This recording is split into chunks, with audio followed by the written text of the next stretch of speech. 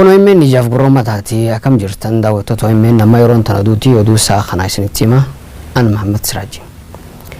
Itoophiyaa keessa seenaan wal fakkaatu jiraachuu baatus barnoota seenaa irratti hubannoon wal fakkaatu jiraachuu qaba jaan hayyoonni yuunivarsiitiiwwan garaagara hayyoonni akka jaanitti seenaa jechuun hamtuu fi toltuu kan walitti qabatu waan ta'eef seenaan biyya tanaatis dhugaa irratti hundaa'ee barreeffamuu qaba.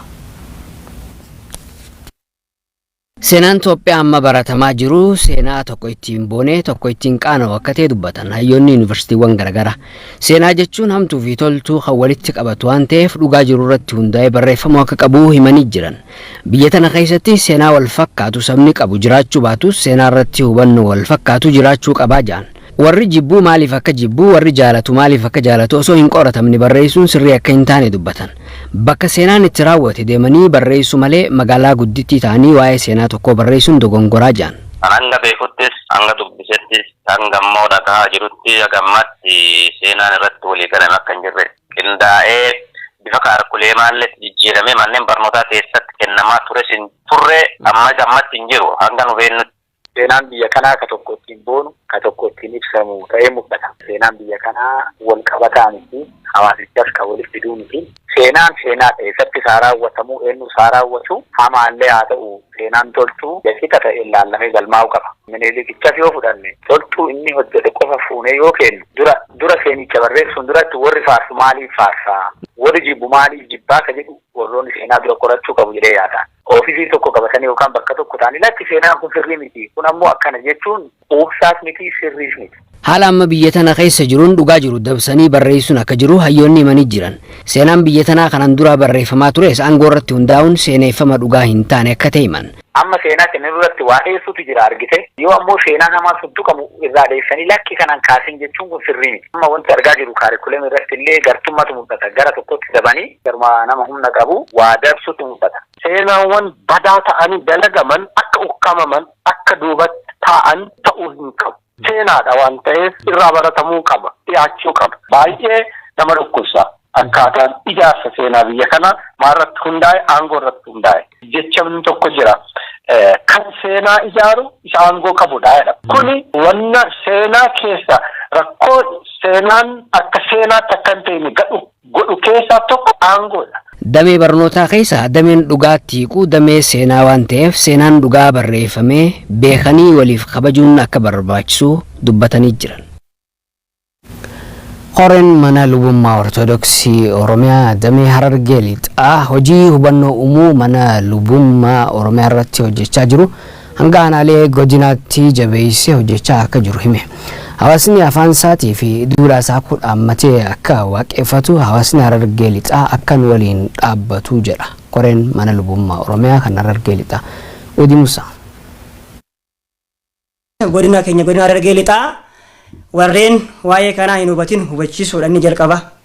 Waa'ee kanaa hin hubatin hubachiisuudha. Bakka hubate immoo hojii jirtu jechuudha. Bakka hubatan hojii jirtu hojjenna bakka hin hubatin immoo ni hubachiifna. Aanaalee koree irratti dhaabbatin jiru. Aanaalee koree irratti dhaabbatin ni jiru. Aanaalee san irratti koree dhaabuudha. Gandatti bakka dhaabbatis jira. Bakka hin dhaabbatin malee gandatti illee dhaabuudha jechuudha. Inni itti aanu gara biraatiin ka dubbachuu barbaannu warreen nuufi amantaa biraa walitti buusuudhaaf akkanatti olii gadi fiigu jiru. Tuqaatillee waliin nu qeeqaa amantaa kana balleessuudhaa deeman kan jedhanii tuti amantaalee as jiran wajjin ta'uudhaan tokkummaa keenya leellisnee akka tokko taanu hojii ni hojjenna jechuun barbaada asirratti. Dhaamsini uummata godina Harargee lixaatiif dhaamu inni guddaan haa wal dhageenyu haa wal jala hiriirru wal dhiibuu haa dhiifnu haa wal dhageenyu tokko taanii haa waliin deemnu manni lubummaa Oromiyaa Ortodoksiidha rakkoolee naannoo kana jiran rakkoo maanaajimentiidha furuudhaaf malee amantaa Ortodoksii balleessuudhaaf miti. Amantaan biraa duuba jira kan jedhamus tokkummaa keenya mul'isuudhaaf malee Ortodoksii balleessuudhaaf miti. Kana nu hubattanii nu cinaa hiriirtanii bakka deemnu hundattuu akkan hojiin hiriirtan jechuun barbaada. Galatooma. mootummaa uummataa sagalee uummataatiin hundaa'e qabaachuudhaaf filannoon dhufuu kan bilisaa fi haqaa ta'uu qaba jedhan miseensotaa fi deeggartoonni paabaa'oon jiraattota aanaa qoree waliin mari'atee jira. Abdii Tufaa dabalata qaba. Dorsisaaf naannessaan addanuun baaftuumi sodaachisaan addanuun baaftuumi ammaan ala addan baanuumi nuti tokkoomi kaabattillee kibbattillee dhiyattillee barittillee nuti tokkoomi asii miti warri samaawaa taatu tokkummaa qaaqeera. Waajjirri paartii biyyoolessa Oromiyaa aanaa qoreetti banamee booda marii hawaasa wajjin taasifameen deeggartoonni miseensonnii fi dureewwan paartichaa seenaa aanolee fi calii calanqoo qaamonni waakkataa jiran qabsoo uummata Oromoo jallisuuf kan hojjetaa jiran akka ta'etti hubannaa jedhanii jiru. Har'a Oromoon gaafii xixiqqaa gaafataa jira jedhamaa jira. Sabboonummaan Oromoo cabse jedhamaa jira. Seenaan nu haalamaa jira. Aanoleen sobaa. Seenaan aanoleedhaa sobaa. Ammaan tan maaltu jira? Seenaan aanoleedhaa ragaan gahaa waan hin argamneefu kitaabota barnootaa keessaa haa ba'uu jedhamutti jira. Garuu ragaa harkaan qabu miidiyaa irraan argadhee kun dhugaa ta'uuf yoo deeme teenyeetti ilallaare seenaa keenya dhugaa hormatu nutti hima. Haala akkasii keessa jirraa jechuufan seenaa nu haalaa jiru. Finfinneerra Oromoon hin turre biyya keenya kan jedhutu dhufaa jira. Arsiin biyya keenya ka Oromoo miti kan jedhutu dhufaa jira. Baale ka Oromoo miti kan jedhutu dhufaa jira. Har'a miti guyyaa 3-4. Kaayyoon masakkaa paartii biyyoolessa Oromiyaa amma keessa jiru tun abbootii irreetiin ijaaramte. Biyya amma keessa jiru kun abbootii irreetiin afaan qawweetiin ijaaramte. Sagaleen ummataatiin biyyi kun akka ummataaf toltutti akka dhaloota dhufuuf toltutti ijaaranna jenneet amanna. Dureen paartii kanaa Birgeedar Jeneraal Kamal Galchuu seenaa qabsoo Oromoo keessatti ammeenya isaan irratti raawwatamuun barabaraan wareegama kafalaa as geenye erga jedhaniin booda wareegama kafaluun barri isaa dhuma ta'uu qabas jedhanii jiru. Qabeenya lafa tanaatii fi nama as jirullee gabraa fi qabeenya isaanii godhatan kanarraa ka'uu ta'a kana gadi dhiisuu ta'a. Kanaaf siyaasa diinagdeedhaa isaan waggaa 150 ijaarratan kana sagalee ummataatiin mirga ummataa kabajamee mootummaan ummataa argamee ummattoonni tun biyya isaa ummannoonni kun biyya isaa irratti haa murteessu. Wanti nu jennu kun adadaan wali bu'uu fedha isaanii ta'ee jechuudha. Isa kana yeroo baay'ee namni kenna illiitota kaabaa wajjin fedha Oromoodhaa yeroo hunda hariiroon isaa hariiroo diinaa ka ta'u hariiroo dhabbii ka ta'u fedha kennatu akkana duddaaf garaa ta'e jechuudha. Qeente akkaataa kana yoo wareeramaa deemtu eenyummaan kee gadi bu'aa dadhabaa deemaa jechuudha. Laaffataa deemaa jechuudha. Karaa diinagdeetiin bifa sanii yoo nurratti duulan karaa aadaatiinis afaaniitiinis bifa kanaan nurra duulamaa ture. Bilisummaa akeeka uummata Oromootiin uummata Oromoof Oromiyaadhaaf bu'uurte galma geessuudhaaf haqa qabeessummaa filannoo bara 2020 gaggeeffamu irratti hawaasni cichee qabsa'uu akka qabus gaafataniiru. Milkaa'ina filannoo baranaatii fi ce'umsa biyya tanaatiif walhubannoon paartiilee siyaasaa qooda olaanaa qabaa jiran jiraattonni aanaa Nansaboo uummannis korojoo filannoo akka eeggatu jiran. Lama Hussein. Filannoo bara kanaatiif paartileen siyaasaa Oromoo tokkummaadhaan biyya ceesuu qabu jedhan jiraattonni godina Arsii Lixaa aanaa Nansaboo. Jiraattonni kunniin yaada OMN'if kennaniin akka jedhanitti tokko ta'uun paartilee siyaasaa Oromoo tokkummaa uummata Oromoo cimsuu keessatti shoora olaanaa qaba jedhaniiru. Waliin akka dorgomanii uummata keenya gara fuulduratti ceessaniif asiin duras qabsoo gochaa waan turreef ammas nuti kan barbaannu paartiin Oromoo hundi isaa tokko ta'ee qabsoo fuulduratti ceesisee biyya kana akka tokko taasisnuu fi fuulduratti akka ceesisnu barbaanna. Filannoo bara kanaa uummata Oromootiif carraa guddaadha kan jedhan jiraattonni kunniin bara bilisummaa uummanni Oromoo itti argatu ta'uu qaba jedhaniiru. Filannoon kun hawaasa Oromootiif isa xumuraa ta'uu qaba. Yeroo hunda gabrummaa keessa jiraachuu hin qabnu. Kanaaf xumurri qabsoo keenyaa kana ta'ee barri 2000 filannoo OMN ijaaf gurra uummataarraa oduu isaa kanaa xumureetiin jira. Ammas OMN wajjin tura. Kun OMN ijaaf gurra uummataati akkam jirtan daawwattoota OMN nama yeroon tan oduu isaa kanaa isinitti hima. An Muhammad Siraaji. Itoophiyaa keessa seenaan wal fakkaatu jiraachuu baatus barnoota seenaa irratti hubannoon wal fakkaatu jiraachuu qaba jedhan hayyoonni yuunivarsiitiiwwan garaagaraa. Hayyoonni akka jedhanitti seenaa jechuun hamtuu fi toltuu kan walitti qabatu waan ta'eef seenaan biyya tanaatis dhugaa irratti hundaa'ee barreeffamuu qaba. Seenaan Itoophiyaa amma baratamaa jiru seenaa tokko ittiin boonee tokko ittiin qaana'u akka ta'e dubbatan hayyoonni yuunivarsiitiiwwan garaagara. Seenaa jechuun hamtuu fi toltuu kan walitti qabatu waan ta'eef dhugaa jiru irratti hundaa'ee barreeffamuu akka qabu himanii jiran. Biyya tana keessatti seenaa wal fakkaatu sabni qabu jiraachuu baatus seenaa irratti hubannoo wal fakkaatu jiraachuu qabaa jedhan. Warri jibbuu maaliif akka jibbuu warri jaalatu maaliif akka jaalatu osoo hin qoratamne barreessuun sirrii akka hin taane dubbatan. Bakka seenaan itti raawwate deemanii barreessu malee magaalaa guddittii ta'anii waa'ee seenaa tokko barreessuun dogongoraa jedhan. Hanga beekuttis hanga dubbisettis hanga immoo dhagahaa jirutti hagammatti seenaan irratti walii galame akka hin jirre qindaa'ee bifa kaarkulee maalletti jijjiiramee manneen barnootaa keessatti kennamaa ture sin turre amma gammatti hin jiru hanga nu beennutti. Seenaan biyya kanaa ka tokko ittiin boonu ka tokko ittiin ibsamu ta'ee mul'ata. Seenaan biyya kanaa wal qabataa miti hawaasichas kan walitti fiduu miti. Seenaan seenaa keessatti isaa raawwatamuu eenyu isaa raawwatu hamaallee haa ta'u seenaan toltuu jechita ta'e ilaallamee galmaa'u qaba. Miniilikichas yoo fudhanne toltuu inni hojjete qofa fuunee yoo kennu dura seenicha barreessuun duratti warri faarsu maaliif faarsaa warri jibbu maaliif jibbaa ka jedhu warroonni seenaa dura qorachuu qabu jedhee yaada. Ofiisii tokko qabatanii yookaan bakka tokko ta'anii latti seenaan kun sirrii miti. Kun ammoo akkana jechuun quubsaas miti sirriis miti. Haala amma biyya tana keessa jiruun dhugaa jiru dabsanii barreessuun akka jiru hayyoonni himanii jiran. Seenaan biyya tanaa kanan dura barreeffamaa tures aangoo irratti hundaa'uun seeneeffama dhugaa hin taane akka ta'e himan. Amma seenaa kana irratti waa heessuutu jira argite. Yoo ammoo seenaa namaa tuttuqamu irraa dheessanii lakki kanan kaasin jechuun kun sirrii miti. Amma wanti argaa jiru kaarikuleem irratti illee gartummatu mul'ata. Gara tokkotti dabanii garma nama humna qabu waa dabsutu mul'ata. Seenaawwan badaa ta'anii dalagaman akka ukkamaman akka duubatti taa'an ta'uu hin qabu. Seenaadha waan ta'eef irraa baratamuu qaba, dhiyaachuu qaba. Baay'ee nama dhukkubsa. Akkaataan ijaarsa seenaa biyya kana maalirratti hundaa'e aangoo irratti hundaa'e. Jechamni tokko jira.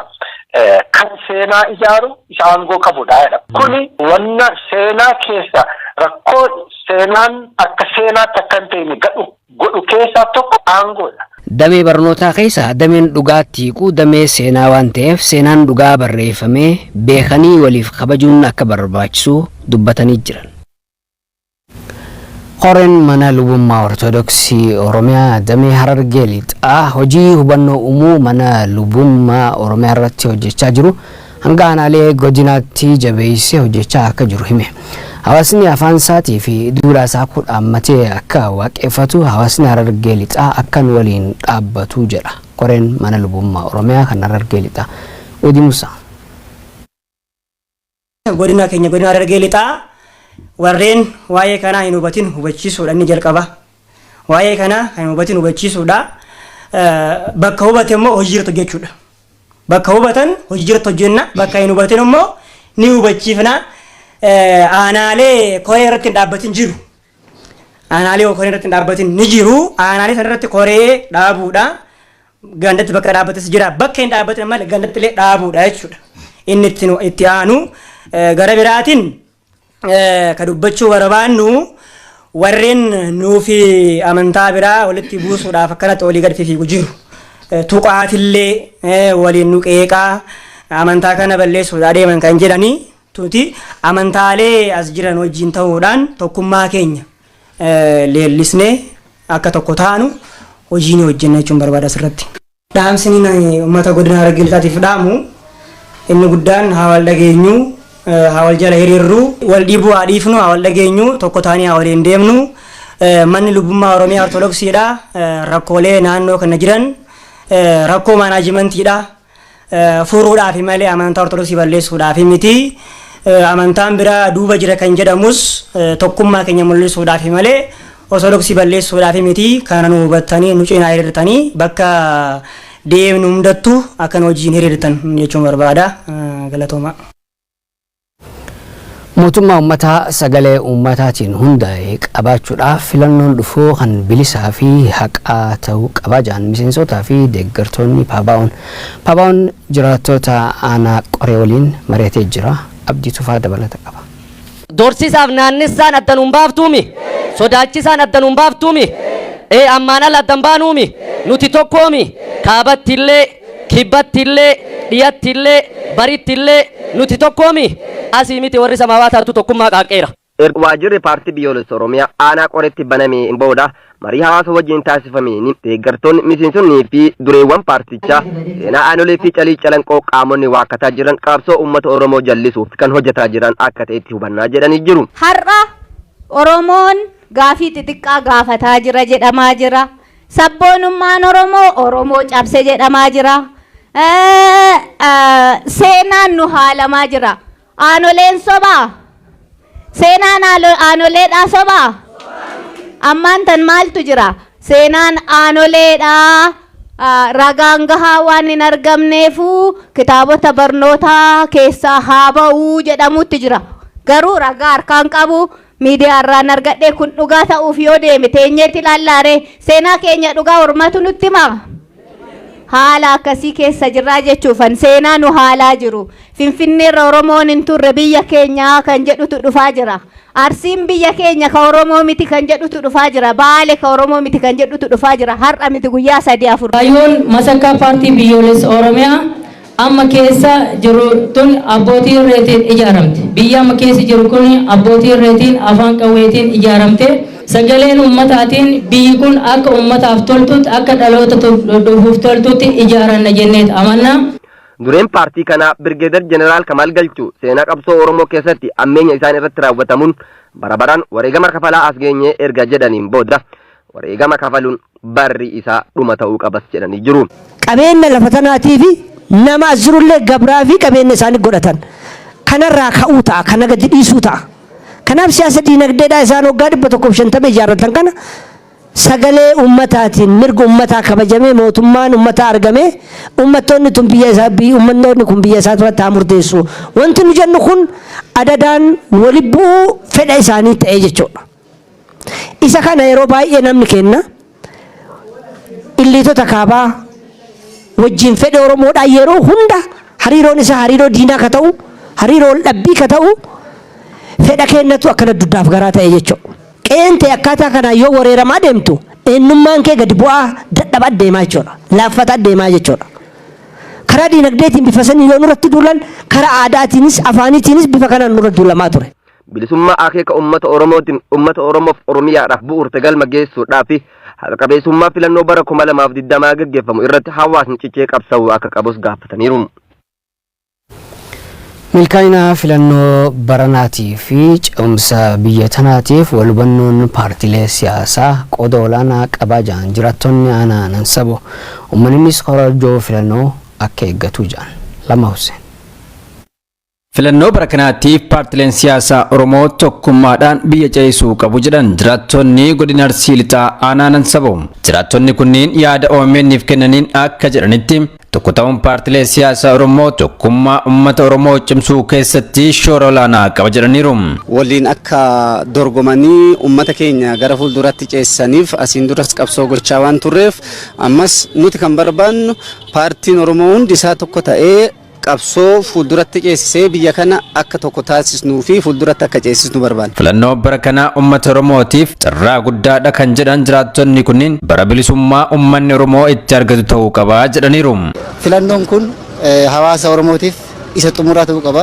Yeroo hunda gabrummaa keessa jiraachuu hin qabnu. Kanaaf xumurri qabsoo keenyaa kana ta'ee barri 2000 filannoo OMN ijaaf gurra uummataa irraa oduu isaa kanaa xumureetiin jira. Ammas OMN wajjin tura.